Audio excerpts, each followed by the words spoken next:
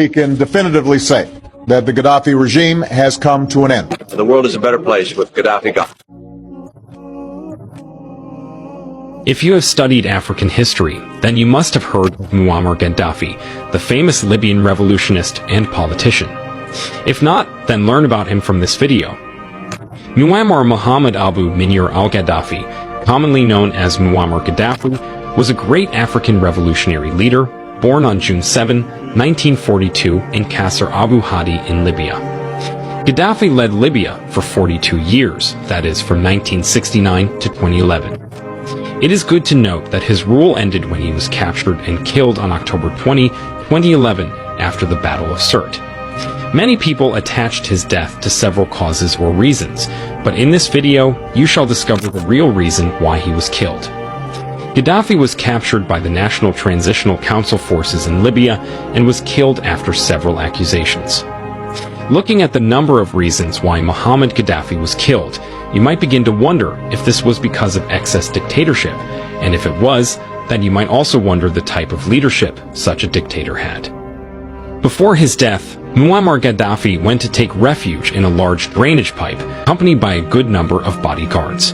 When the National Transitional Council fighters came, they opened fire, which saw the demise of the long-hunted Gaddafi. Here is the real reason why he was killed. As earlier mentioned, Gaddafi was killed after being accused of several actions, and attempts most especially his desire to put forth an African gold-backed currency, known as the gold dinar. According to credible and reliable sources, he was not killed for humanitarian purposes, but for power, oil, and money. Gaddafi suffered torture from the Western National Transitional Forces before finally giving up the ghost at the Battle of Sirte. If Gaddafi had succeeded to establish such a monetary system in Africa, the United States of America, Asia, and Europe would have been forced to buy oil and minerals in the African gold-backed currency, which would have tipped up sales. Gaddafi was strongly pushing this agenda via the African Union, especially when he was the chairman in 2009. The idea was greatly turned down by the Western powers because it will devalue their currencies and work negatively on their economies, and as a result they would have less or no control over African countries. In other words, Gaddafi's plans for Africa would have put an end to neocolonialism. NATO's plan to kill Gaddafi is the same as that of Iraqi leader Saddam Hussein. Saddam Hussein was assassinated by the US partly because he chose to sell his country's oil in the euro currency at the expense of the United States dollars. Now the United States was scared and skeptical about the instability the gold dollar will cause to its economy. Hussein's decision to sell oil in the euro was a blow to the United States, worsened by the proclamation that the dollar was the currency of the enemy.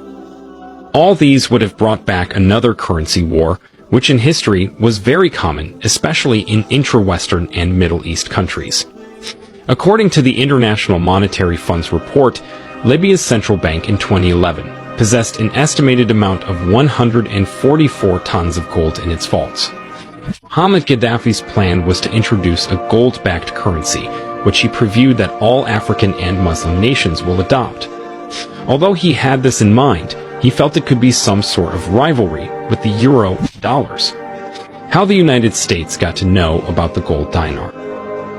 A senior advisor to the United States President, Sidney Blumenthal, indicated to his Secretary General, Hillary Clinton, through an email that Gaddafi's government was holding 143 tons of gold and similar amounts of silver in their bank.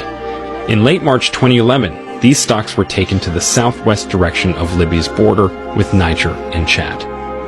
More heat was added to the matter when former French President Nicolas Sarkozy, who also had interest in Libya, learned about the gold and silver that the country had. He also therefore embarked on attacking Libya. Some of Sarkozy's plans was to gain a share in Libyan oil production, to increase their French influence in this country and North Africa, to improve his internal political situation in France, to provide the French military with a chance to regain its position in the world, and to address Gaddafi's plans of freeing the so-called Francophone Africa from the parasitic French control. Hillary Clinton, the then United States Secretary of State, after hearing this, sought to prevent creation of such a currency in Africa. This hard currency would have allowed Africa to shake off the last heavy chains of colonial exploitation in the continent. The leaked email of Hillary Clinton had far-reaching implications on the fluid state of post-colonial relations with the West. If this is to be likened to something, then it is an eye-opener. Where Africa seeks to build an independent economic structure, the West is seen to try and derail those plans so as to retain its primacy in world affairs. That is why Gaddafi saw an unexpected death due to his desire to get Africa and Muslim states a new currency.